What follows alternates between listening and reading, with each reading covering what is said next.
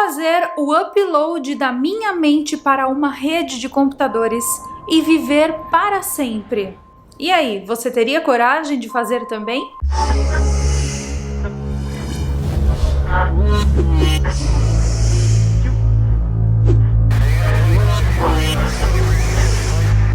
Alguma vez você já pensou em ser livre? Livre realmente de tudo? Livre dessa experiência que te aprisiona em um corpo físico? Se alguma vez você já pensou sobre isso, saiba que você não está sozinho. Esse é o desejo da humanidade. Nós existimos em um universo imenso e ao mesmo tempo estamos limitados pelas leis da física. Dizem que nossa consciência é ilimitada, que para ela não há limites. Mas mesmo assim, nossa consciência está presa em um corpo físico que precisa estar limitado por essas leis da física. Nós estamos presos em um corpo mortal que envelhece todos os dias e com esse envelhecimento vêm as dores, as doenças e o cansaço. Então, como nós podemos alcançar o poder máximo das nossas consciências ilimitadas se nós estamos presos a essa realidade? A modernidade e a tecnologia parecem ter uma resposta para esse sofrimento humano. E a resposta, meus queridos amigos, é o upload de nossas mentes para aquilo que eles chamam de cidades digitais. E será que isso é possível? Bom, em muitas séries de ficção da TV, isso já é uma realidade. E quantas coisas eram apenas ficção em um passado não muito distante, que se tornaram realidade hoje, né? Dizem que para que algo exista no mundo real, ele primeiro precisa existir na cabeça de alguém. Em Black Mirror, por exemplo, no episódio San Junipero, nós vemos uma realidade fantástica onde a história de duas mentes que passaram pelo processo de upload são contadas. Já na série de TV britânica Years and Years, nós temos todo um movimento de uma personagem da série que sonha em viver como uma transhumana, ou seja, fazendo o upload de sua consciência para um servidor de internet. No final da série, uma personagem que sofria de uma doença terminal opta por fazer esse upload e viver para sempre. O jogo Cyberpunk 2077 tem essa exata proposta, a proposta de uma imortalidade digital, em um futuro onde a humanidade progrediu tanto que não precisa mais existir fisicamente. Pode existir apenas como dados em servidores. Será que a ficção então estaria de alguma forma nos preparando para viver essa realidade? Seria esse o próximo passo para o futuro dos humanos? E se tudo isso fosse possível, você faria o upload da tua mente? Comenta aqui embaixo se você faria e quais seriam os possíveis riscos de fazer isso. Mas quando nós falamos de upload da mente, de qual parte da mente em específico nós estamos falando? Bom, a nossa mente é uma espécie de uma mistura da consciência com a nossa inteligência. Aquele serzinho, sabe, que existe dentro das nossas cabeças, que pensa o tempo todo e que conta historinhas pra gente, que inventa historinhas sobre tudo o tempo todo. O upload da mente, então, será um conceito de copiar tudo que é considerado a nossa mente para dentro de um computador para gerar uma simulação da nossa consciência. E para tal, nós precisaríamos assumir que as nossas consciências são, na verdade, apenas uma cadeia de reações bioquímicas arranjadas em uma orquestra perfeita. Ou seja, uma ideia de que tudo que você é em termos de consciência está dentro do seu cérebro em um espaço físico que pode ser computadorizado, ou seja, dados. Ou talvez nós teríamos que simular todos os aspectos do nosso cérebro de uma maneira digital. Depois, é claro que nós entendêssemos tudo que há para entender sobre o cérebro. Ou, em uma outra possibilidade, nós poderíamos criar um software de computador que pudesse hospedar a nossa mente. E o que significaria então isso? Significaria que a nossa mente é computável, que toda essa cadeia de reações bioquímicas e elétricas podem ser transferidas, podem ser modificadas e dados podem ser criados dessas reações todas. Esses dados então poderiam ser movidos, transferidos e até deletados. Porém, nenhuma dessas questões ainda foi resolvida. Ninguém sabe se a mente é física ou se ela pode realmente ser simulada ou hospedada em um computador, por exemplo. Mesmo porque, quando nós estamos falando de cérebro, nós estamos falando de cerca de 100 bilhões de neurônios que se comunicam através de outras bilhões de conexões, gerando 1 quadrilhão de eventos a cada segundo da nossa vida. Sim, é essa máquina poderosíssima que todos nós levamos para lá e para cá o tempo todo. E mesmo sabendo disso, algumas pessoas fazem mau uso dela. Ou nem usam. E eu não tô falando apenas de neurônios não, tá? Estamos falando de células diferentes fazendo trabalhos diferentes, imensas cascatas de neurotransmissores, hormônios e a parte mais nova do cérebro, que é o córtex pré-frontal.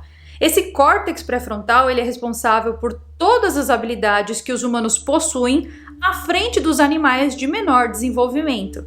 Além disso, outros órgãos do corpo podem influenciar diretamente o funcionamento do cérebro. Você sabia que o intestino, até pouco tempo atrás, era considerado um segundo cérebro? Hoje em dia a gente sabe que não é mais. Mas mesmo assim, toda a cadeia de reação que existe dentro do intestino e de outros órgãos do corpo humano influenciam diretamente o funcionamento do cérebro. Isso, obviamente, não significa que animais não tenham córtex pré-frontais. Significa, sim, que o córtex pré-frontal dos seres humanos evoluiu muito mais e foi muito mais capaz. Por isso, nós somos diferenciados dos animais. Algumas literaturas sugerem que até o cozimento dos alimentos feitos por parte dos humanos tenha favorecido essa expansão do córtex pré-frontal. Outras hipóteses, ainda mais interessantes,